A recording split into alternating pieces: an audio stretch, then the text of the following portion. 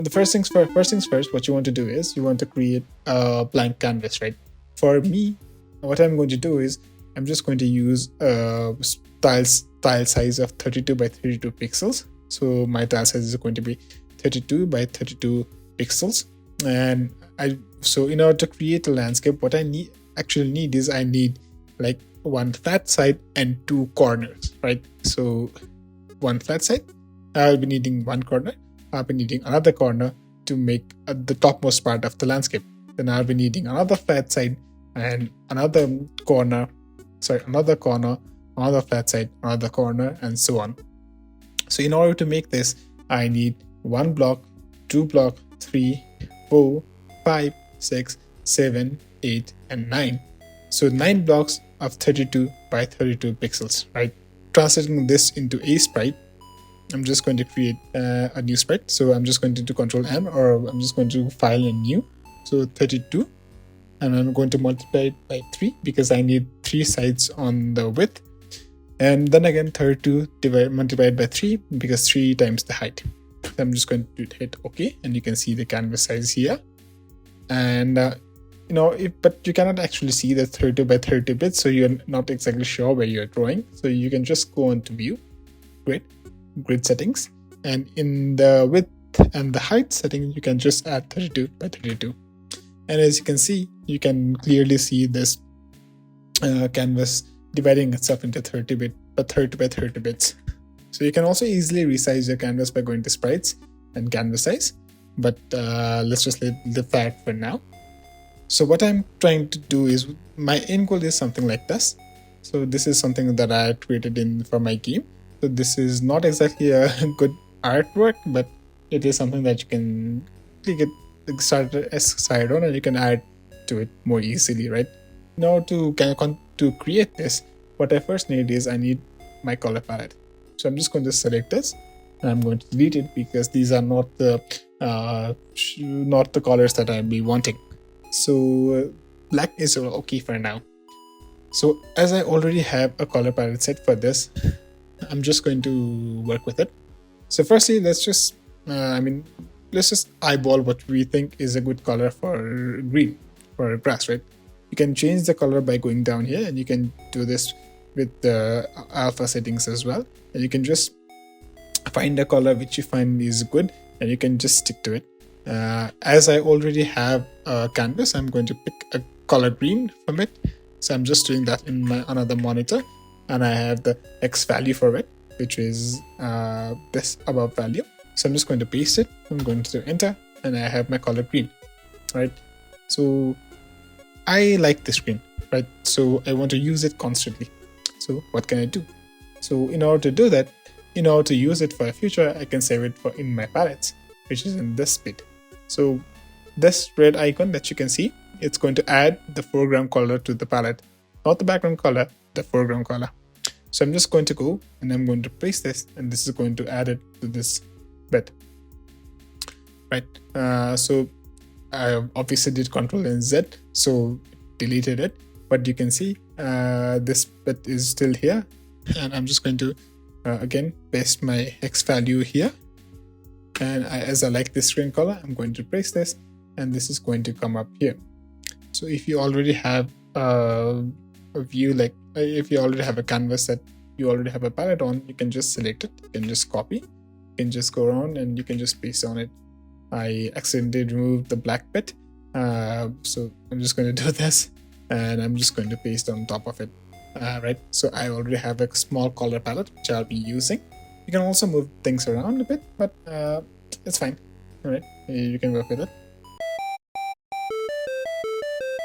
I want to create this kind of environment for my artwork. So what I can do is, if I can just zoom in, I first want the whole bit to be blanketed green, right? So I'm just going to select the green color, which is in between my lighter green and my darker green. So I'm just selecting the green color, and I'm going to press G, where I'm going to go to the paint bucket tool, and I'm just going to fill it green, just wash it with green, right? And then apologies, I'm just going to remake my grid settings. So when I'm at green, so what I'm going to do is I'm just going to use my field rectangle tool, and I'm going to use the field rectangle tool, and I'm just going to select my desert color, and I'm just going to drag it. Now this is not something that is that can be taught, or this is just an artistic expression, right? So I'm just going to drag my embeds and just let it go where I think it's better. So this is fine for me. It's a bit on the right side, but I don't mind it. And also I'm doing all of this in my layer 1, which is not something I would recommend, but it's fine for this output because I know what my end goal is, so I don't mind doing it like this. And this is also not really complex, so I don't mind going back and editing things out. So after doing this, now these are very quite sharp edges, right? But so if you just go ahead and use the brush tool, you can add a few bits of edges and you can just move around and do this, but looks random but not nice, right? So what you can do is you can actually use computer generated randomness to which is provided by this jumble tool, which shortcut is R. So if you use R, this will be a jumble tool which will jumble up pixels. So you can maybe just increase the size of it a bit by going here, and you can do 10 and be a bit bigger. And if you go ahead and drag it, it will simply move things around. So maybe this is a bit bigger. 5 was actually quite good. I'm just going to go ahead and do 5, right? And you go ahead and move around with it. It will move things around. I'm just clicking and dragging. So yeah, this is moving things around. This makes things a whole lot better. Maybe even 6 would be better because of the shape. Changing a bit with the shape. So if I do this, yeah, this looks quite bit alright. And I can just simply carry on with this and do it to the entire section.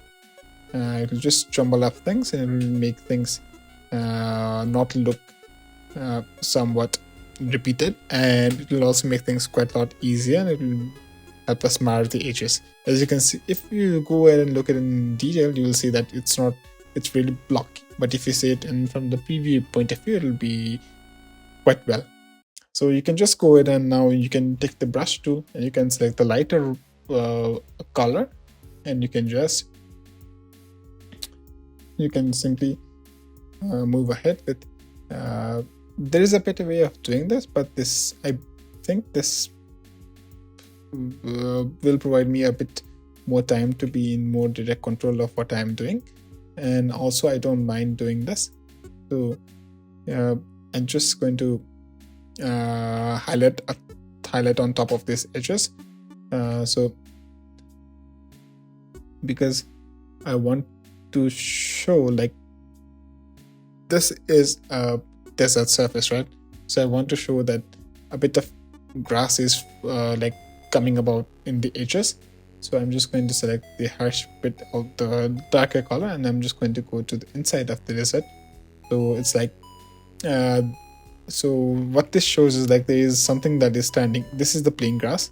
This lighter color bit is something that is above the grass, and this darker green bit is its shadow. So I don't know if it conveys things properly in this, but I'm pretty much sure that this makes things a bit easier and better to understand.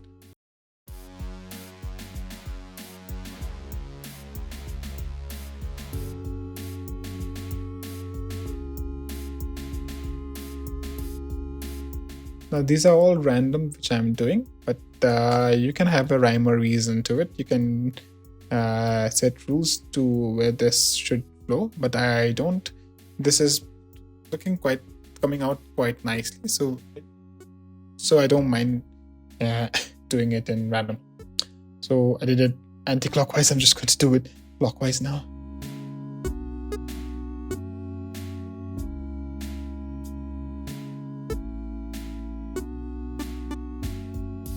So what I tend to usually do is, so when I have surfaces like this, like the harsh bits, I tend to not do it like this, even though you can see me do follow it quite a bit in this below, but I'm doing this fast forward, so some mistakes obviously occur, but I usually keep this diagonal bit. I just leave it alone and I just do this, which I think it shows a bit of more a jaggedness to it. So I like that form of art. So what I actually did, I obviously said before, I'm adding things that go up, and these are the shadows of it. So now I also need to sell the fact that the sand does not exactly continue from the bit of the desert. So I need to add a few lines as shadows.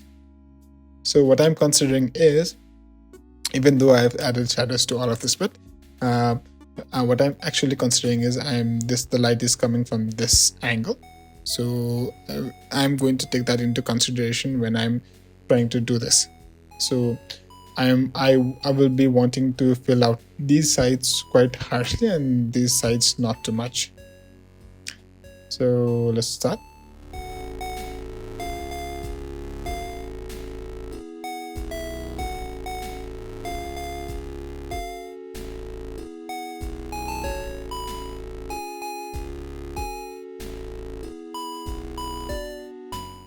For now, I do believe this is all right. Maybe I'll be wanting to do it completely on this side as well, but I'm just take a lighter color and I will just use it on top of this.